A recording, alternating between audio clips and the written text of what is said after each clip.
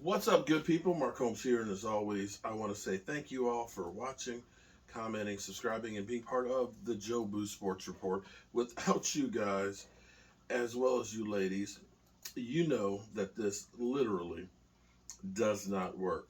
Um, I'm actually getting set up for our live stream today, and coming up in about an hour. Couple of things. Well, tomorrow. Tomorrow I'm going to be someplace that you guys least expect me to be, doing something. Joe Boo Sports Report. You never know where they may be, so look for that tomorrow morning. Um, the big question. Okay, we have the Cowboys actually realizing we're up Schitt's Creek when it comes to kickers. We're bringing in, I think, 4 kickers tomorrow to try out. Like I said, I don't know why they waited so long. What I saw this past week was enough to make me throw up my Italian sub. They stunk.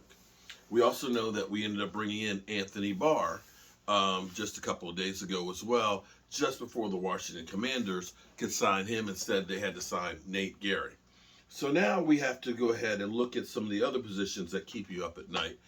Do the Cowboys need to bring in a wide receiver? That's the big question.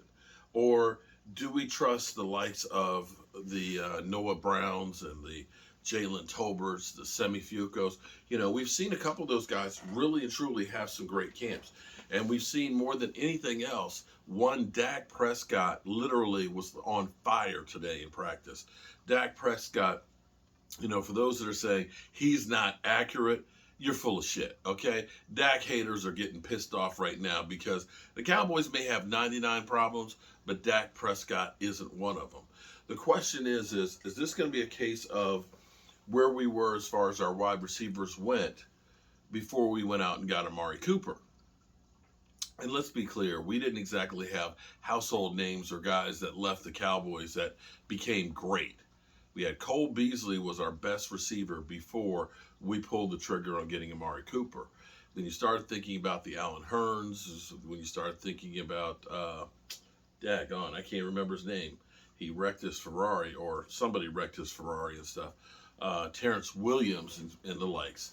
And even thinking about Blake Jarwin and Dalton Schultz as pupsters.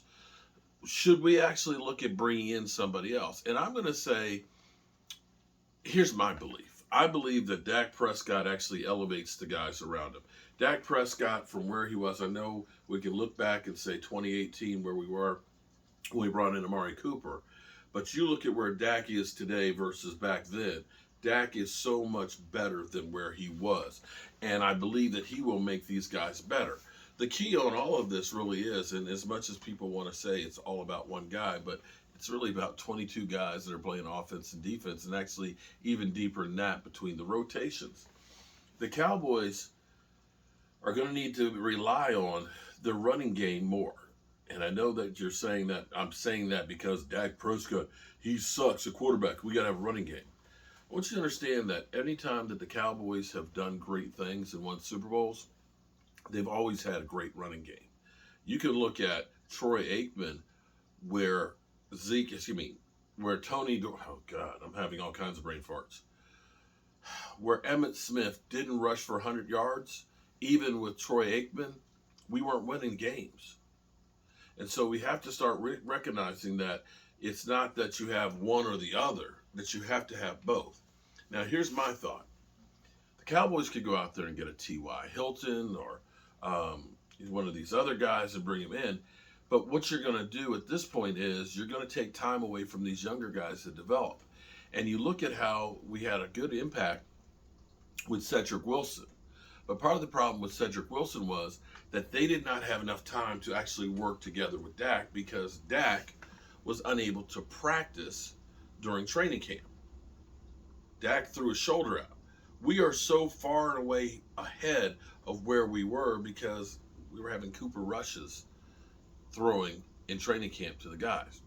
That's not the same thing as having Dak Prescott throwing to these receivers and getting to know them. But even with that, there were times that Dak's thinking that he's going to turn to the right side and he turns to the left. In which case, some of these deep balls ended up being incomplete because they didn't have enough time to work together. My question is, Are the Cowboys better using Tony Pollard more as a wide receiver or as a gadget wide receiver than bringing in an experienced guy who's had an injury history, who does not know your system? And I will say, yes, we are. And I will still go on, I will fall on the sword of saying 12 personnel dummies, because what we were able to do with 12 personnel when we had a healthy Dalton Schultz and Blake Jarwin, as well as being able to have the offensive line cohesive. Zeke Elliott was rushing about 5.3 yards. At least that's what it was against the Eagles. Against the Eagles, and we used a lot of 12 personnel, we ended up destroying them on the ground for about 160 yards. Dak threw for about 240. It wasn't necessary to get into a shootout because you were picking your poison. You were doing the slow death to the Eagles. And that's what this team needs to get back to. We got a defense for once that, instead of us saying, man, our defense, if we can just keep them off the field, for once the defense is way ahead of the offense. I can't wait to talk about that tonight. But part of the offense's problem may be because our defense is that good. So, in retrospect, I'm not sure that there's a guy out there on the free agent market that's really going to make an impact on your team. In fact, I believe that it will end up hampering your team, because then your guys like Semi and Vasher and things like that are going to get less time one-on-one with the coaches, as the coaches try and bring in the new piece and bring them up to speed. So I would be a no vote on that. My biggest hope is that Kellen Moore finds out how to really use these guys and get the most out of them. We can do that. We shall be okay. Now, I hope to see you guys here in the live stream in a bit. We definitely will be going over everything that is the Dallas Cowboys. And I just need to finish getting set up. Hope you guys are having a great day. I see, as always, as I've got my live stream set up, Filthy, we will rebound, we will prevail, we will succeed. You know why? Because I'm a Hurts fan. Fly, Eagles, fly. How is it that Eagle fans are always in my chat before the stream even gets here? I can't figure it out. But you know what? It's all good, because football is back, guys. We are 30 days, 23 hours, 49 minutes, and 40 seconds away from kickoff of the 2022 season. 1 month away. I'll see you guys in the live stream. Peace.